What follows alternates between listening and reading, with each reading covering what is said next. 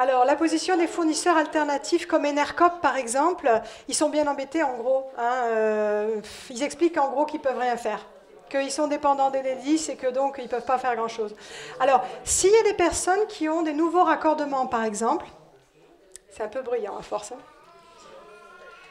S'il y a des personnes qui ont des nouveaux raccordements, eh bien, je leur conseillerais plutôt d'essayer de s'autonomiser. C'est-à-dire, s'ils sont assez en amont au niveau de leur projet, il vaut mieux essayer de se déconnecter du réseau et d'avoir une installation photovoltaïque personnelle. Sachez que, bon, il y en a qui vont vous dire, ah oui, mais ça coûte très cher, etc. C'est sûr que si vous avez 3 congélateurs, un sèche-linge et des radiateurs électriques et un chauffe-eau électrique, ça ne va pas aller. D'accord? Mais par contre, si vous avez une installation économe et sobre, eh bien, vous pouvez commencer à vous installer à partir de 3 000 €. Entre 3 000 et 7 000 €, on peut équiper la majorité des gens. Donc, quand les gens sont dans un projet de construction neuve, eh bien, ce sont des frais qu'il faut... Certes, il faut les intégrer, mais quand même, ça peut se faire. Voilà. J'entends. Bon, on va commencer par ça. D'accord.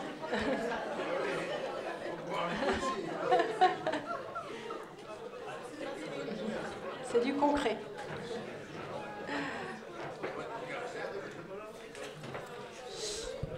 Alors, le barricadage. Déjà, sachez que le compteur Linky, même quand il est dans votre mur de propriété, il est sur votre emprise foncière. D'accord? La limite de propriété, elle est sur la partie extérieure du mur. D'accord? Donc, même s'il est dans un mur de clôture, même s'il est dans le mur de la maison, il est quand même sur votre emprise foncière, il est quand même chez vous. Voilà. D'autre part, si votre compteur n'est plus accessible 24 heures sur 24 en dehors de votre présence, eh bien, c'est pas un drame parce qu'en pratique, il y a 20 millions de foyers qui sont dans ce cas-là. D'accord? Et où, pour accéder au compteur, eh bien, soit il y a un incendie et là, les pompiers, ils cassent la porte, soit il n'y a pas d'incendie et auquel cas, eh bien, on attend de voir le propriétaire présent pour pouvoir accéder au compteur. Donc, vous n'êtes pas plus dans l'illégalité en empêchant l'accès permanent au compteur en votre absence que les personnes qui ont un compteur à l'intérieur de leur logement. Voilà.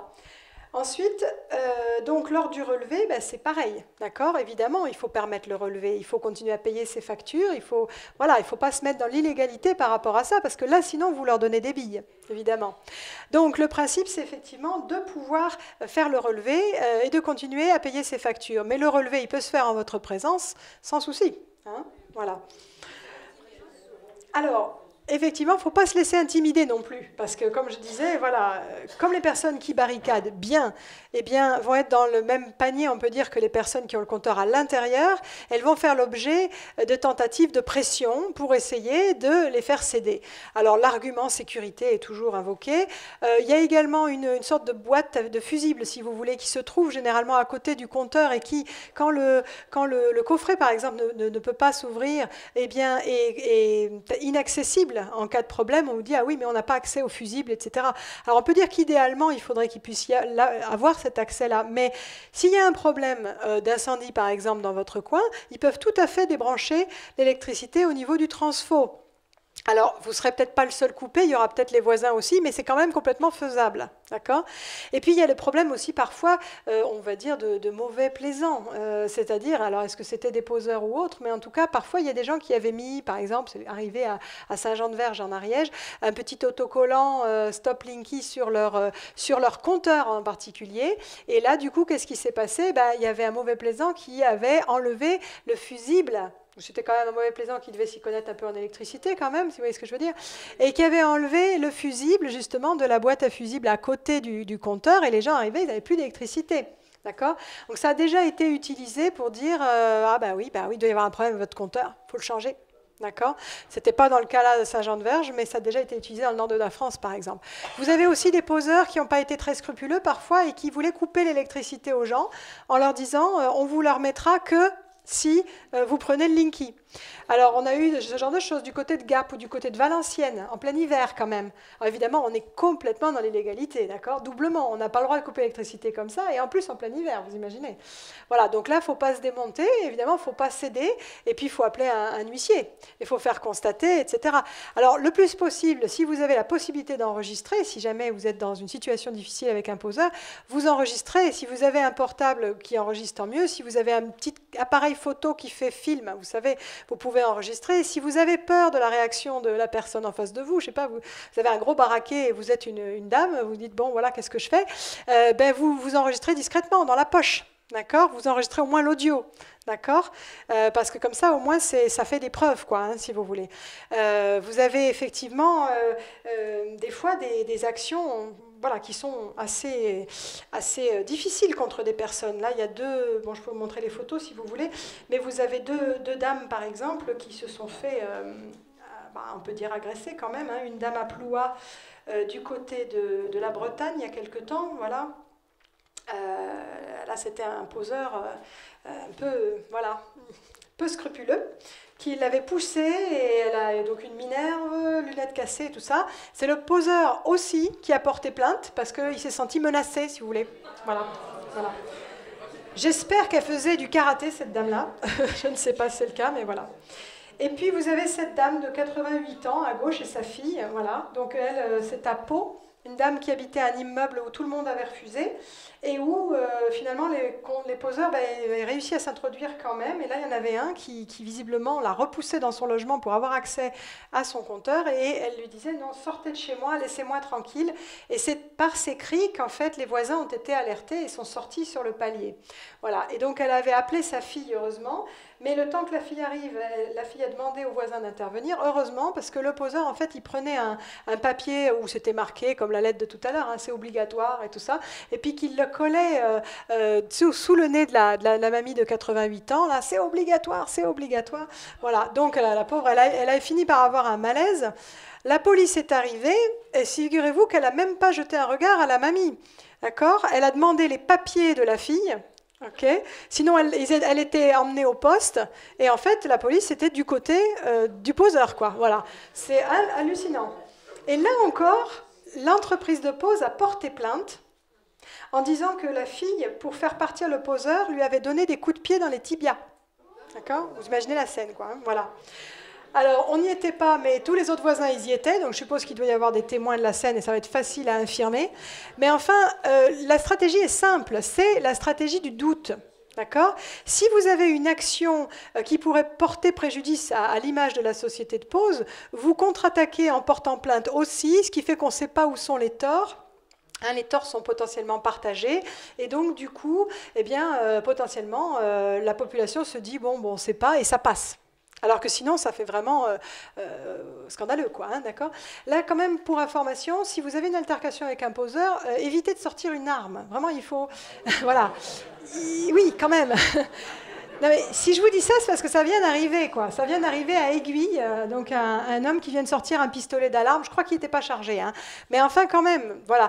Et alors, c'est en Bretagne aussi, c'est à... je ne sais plus exactement, c'est une ville qui commence par un P. Ça vient d'arriver, il y a une famille, si on peut dire, qui vient de se faire condamner à 300 € d'amende et à interdiction de port d'armes pendant 5 ans. D'accord? Par un tribunal peu scrupuleux, il faut quand même bien dire. Parce qu'en pratique, qu'est-ce qui se passe? Un poseur arrive, ouvre le portail, donc rentre sans s'annoncer. Le père se rend compte qu'il y a quelqu'un qui est en train de changer le compteur parce qu'il n'y a plus d'électricité. Il sort, il dit qu'il n'en veut pas. Il se couche derrière la voiture du poseur parce que le poseur lui dit... Puisque c'est comme ça, je repars, je ne vous remets pas l'électricité, en plein mois de février, hein. Bretagne, pas très chaud quand même, voilà, même si c'est un climat océanique. Voilà, donc il était prêt à repartir en laissant la famille sans électricité, alors qu'il se chauffe à l'électricité quand même, voilà. Et le père, vous voyez, comme il avait une réaction agressive, il se couche derrière la voiture pour l'empêcher de partir. C'est plutôt comme Gandhi comme action quand même, hein, voilà.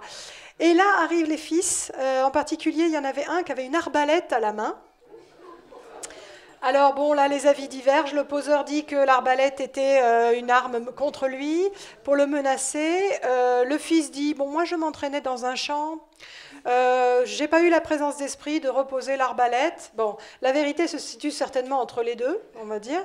Voilà. Mais toujours est-il que on n'est pas du tout dans une situation de guet-apens, comme j'ai vu ça dans certains articles de journaux, où on parle de violence contre les poseurs et tout ça, et on ne parle pas du tout des violences faites par les poseurs. Voilà. L'article, il est sur Jury Guide, c'est important. J'en ai parlé justement aussi sur Radio Transparence récemment.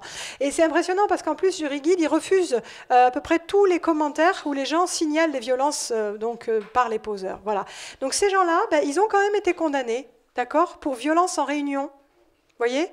Alors que le gars, il s'introduit sur une propriété privée, sans prévenir, il était prêt à les laisser sans électricité pendant l'hiver, ce qui est complètement illégal, et ça, c'est retenu comme circonstance atténuante, donc on ne condamne que à 300 € la famille, sachant que quand il y a violence en réunion, c'est de la prison ferme, hein, c'est pas... Voilà.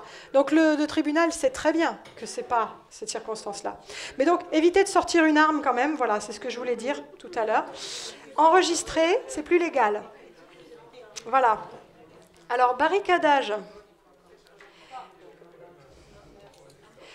Sachez déjà qu'il n'y a aucune loi contre le barricadage. Voilà, merci. Merci à vous, madame. Merci.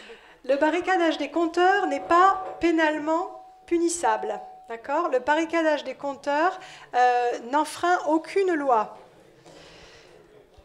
Ça a été confirmé par le procureur, ici en Ariège déjà.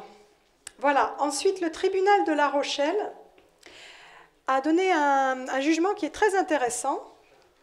Un particulier de l'île de Ré, un pompier à la retraite qui avait barricadé pour qu'on ne change pas son compteur, a vu arriver un poseur qui a meulé ses protections, donc à la disqueuse, et puis qui a voulu pénétrer sur sa propriété privée pour changer son compteur, donc évidemment, en présence des gendarmes, nous disent les articles, qui étaient là pour tenter une médiation.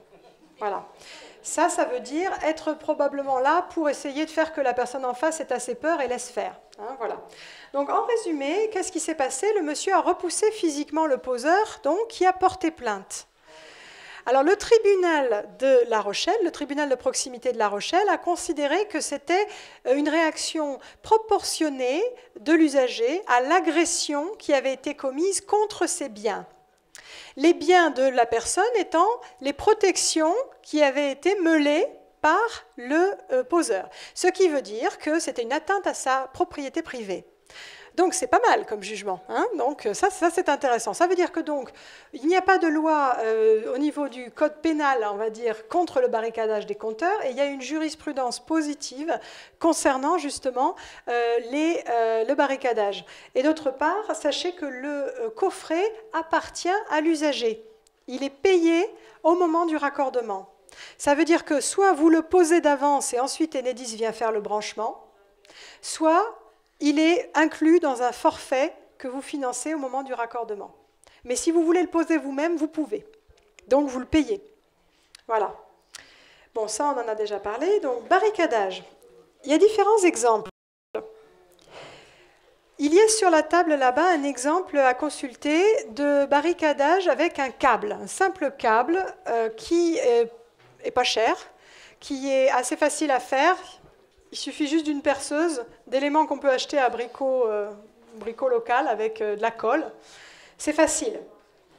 Ça empêche l'ouverture du coffret. Et par contre, il ne faut pas que les gens puissent avoir accès derrière. Donc, l'élément aussi que je vous montre actuellement, avec cette plaque qui a aussi une ouverture, je me pousse, qui a aussi une ouverture qui permet de lire le relevé.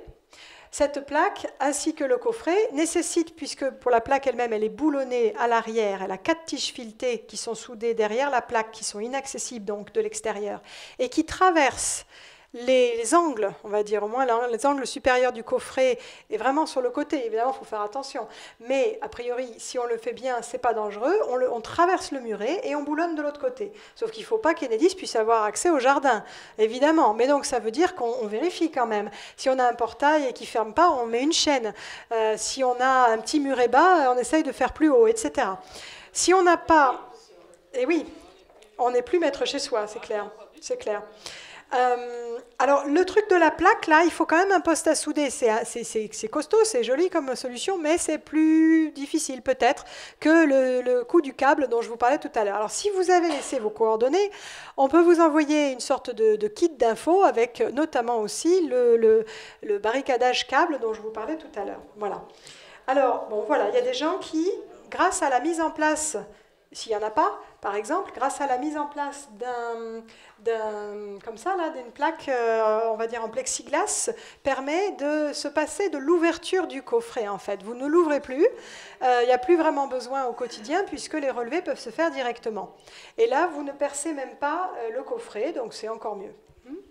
Voilà. Alors, si vous avez un truc qui est accessible par derrière, si vous ne pouvez pas barricader, si vous avez un petit muret bas, et c'est sûr qu'ils vont pouvoir rentrer dans le jardin, ou des choses comme ça, ou vous n'avez carrément pas de clôture. Alors, ici, vous avez une grille. À cet endroit-là, là, on met, vous voyez, il y a un trou, là, de part et d'autre, il y a 2 éléments. Eh bien, on peut y mettre un cadenas de sécurité. Alors, ce n'est pas les cadenas avec les anses qui dépassent, d'accord? C'est des cadenas de sécurité, c'est un peu plus cher, mais ça, quand même, ça vaut le coup, parce que maintenant, ils ont évidemment des coupes-boulons et tout le reste, ce qui fait qu'avec les anses, ils les coupent. Hein. C'est d'ailleurs inscrit sur les consignes d'Enedis Opposeur, donc voilà, casser le cadenas si nécessaire.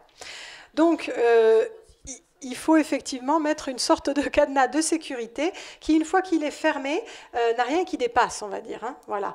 Alors, je pourrais vous en montrer si ça vous intéresse, on a des photos. Ici, c'est une grille qui se construit, alors il faut être plus bricoleur quand même, mais qui se pose en plusieurs étapes. Mais une fois qu'elle est en place, voilà, c'est quasiment inviolable, quoi, hein, voilà. Et pour un compteur à gaz, alors pour le moment, les compteurs gaz, on respecte les refus.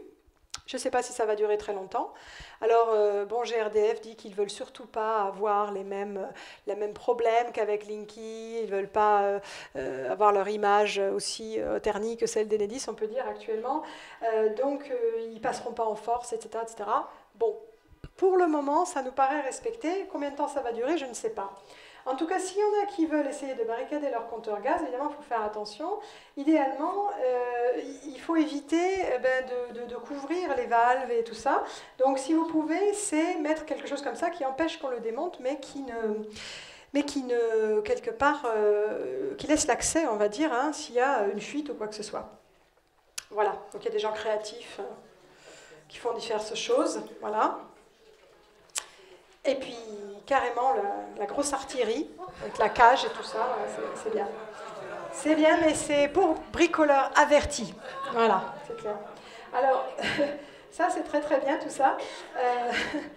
Mais ça s'anticipe, comme dirait l'autre. Et puis, il faut s'entraider, parce que, voilà, s'il y a des gens qui sont plus bricoleurs, il faut qu'ils aident les moins bricoleurs, etc. D'où l'utilité d'avoir une solidarité entre voisins, et une solidarité au niveau d'une commune, par exemple. Hein. Voilà. Sachant que, je répète, une fois qu'il y a suffisamment de compteurs Linky installés dans une grappe de compteurs Linky, il lance le CPL. S'il n'y a pas assez de compteurs Linky installés dans la grappe, il ne l'active pas. Donc, c'est intéressant de sortir de son individualisme et d'aller vers les autres pour que tout le monde, si possible autour, ou très peu de personnes en tout cas, posent le compteur et que tout le monde le refuse, ou presque tout le monde le refuse. C'est important d'être nombreux. Voilà. Comme ça, le fameux CPL eh bien, ne passera pas vraiment dans vos câbles, parce que sinon, malheureusement, il y va quand même. Voilà. Ça, c'est le barricadage, c'est du concreto concret.